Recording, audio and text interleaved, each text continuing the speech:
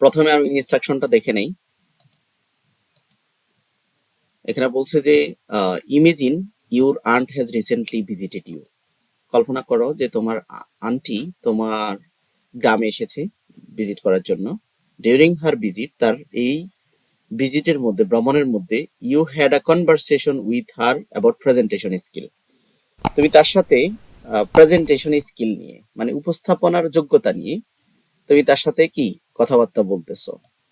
The speeches of your aunt in that conversations are given below. তোমার আন্টের সেই স্পিচটা, সে বক্তব্যটা নিচে উপস্থাপন করা হয়েছে। বলছে রিড দেম কেয়ারফুলি, সেগুলা পড়ো, and write your own speeches after your aunt speeches. তোমার আন্টের স্পিচ দেয়া আছে, তোমার স্পিচটা কি হবে, সম্ভাব্য স্পিচ, সেটা তুমি লেখো। And remember you are talking to someone who hold instrumental power. তুমি কার সাথে কথা বলছো, যে তোমার থেকে সিনিয়র, যে বেটার সোশ্যাল পজিশন ক্যারি করে। তো take part in conversation maintaining democratic atmosphere. অবশ্যই কথা বলার ক্ষেত্রে এখানে যাতে ডেমোক্রেটিক, গণতান্ত্রিক মনোভাব প্রকাশ পায়, সেই কাজটা আমাদেরকে করতে হবে। তো এখানে সেই ফিল ইন দ্য ব্ল্যাঙ্কসটা দেয়া আছে। আন্টের সকল কথা এখানে দেয়া আছে, যে আন্টে যত কথা বলছে সকল স্পিচ বা কনভারসেশন এখানে দেয়া আছে। তোমার কনভারসেশন দিয়ে এই ডায়লগটা কমপ্লিট করতে হবে। তো আন্টে বললো, হাই, ডুইং সামথিং সিরিয়াস, তুমি কি কোনো সিরিয়াস কিছু করছো?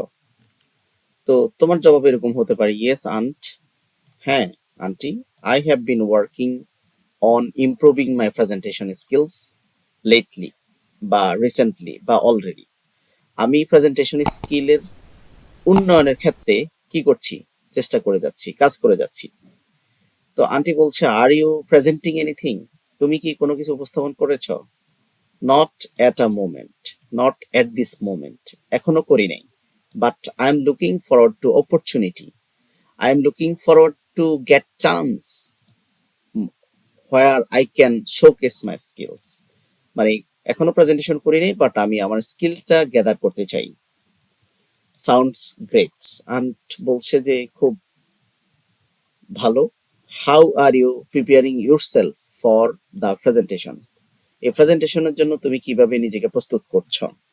তো তোমার জবাব এরকম হতে পারে যে I have been presenting effective presentation technique, studying examples and successful presentation. বিভিন্ন সফল প্রেজেন্টেশন যেগুলো ছিল সেখান থেকে আমি টেকনিকগুলো নিচ্ছি, সেখান থেকে এক্সাম্পলগুলো নিচ্ছি, তারপরে রিসার্চ করছি। And I am also practicing speaking, আমি স্পিকিং করছি in an organizing my thoughts, আমার যে চিন্তা ভাবনা আছে একটা অর্গানাইজিং ওয়েতে। ওকে, আন্টি বলছে okay, do you think this are enough to be a better presenter, তুমি কি মনে করো এই যে তুমি যে কথাগুলো বলছো, যে এক্সাম্পল ফলো করছো, টেকনিক অবলম্বন করছো, তোমার অর্গানাইজ ওয়েতে প্রেজেন্টেশনের জন্য চেষ্টা করছো, এগুলা কি সাফিসিয়েন্ট?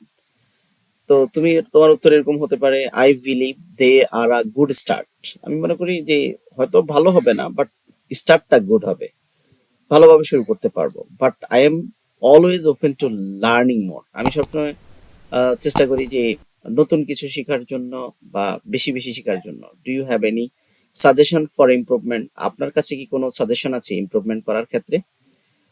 উনি বলতেছে, in my opinion you should talk to your teacher, আমার ওপিনিয়ন হচ্ছে তুমি কার সাথে কথা বলো, তোমার টিচারের সাথে কথা বলো। Beside that you can also read some authentic originals write ups on this topics, তোমাকে অবশ্যই অথেন্টিক সোর্স থেকে পড়তে হবে এবং লিখতে হবে এই টপিকসের উপরে। তো তোমার উত্তর এরকম হতে পারে, that's a great idea aunt, এটা ভালো একটা পরামর্শ। I will seek a guidance from my teacher and explore my resources on presentation skill.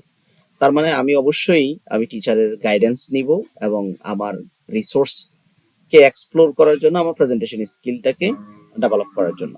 Also practice as many time as possible, aunty আরো বলতেছে যে তোমাকে অবশ্যই আরো বেশি প্র্যাকটিস করতে হবে, it will help you to be confident, এটা তোমাকে আরো বেশি আত্মবিশ্বাসী করে তুলবে, আত্মবিশ্বাসী করে তুলতে সহায়তা করবে। তো বলছে okay okay, I understand, thank you and take care.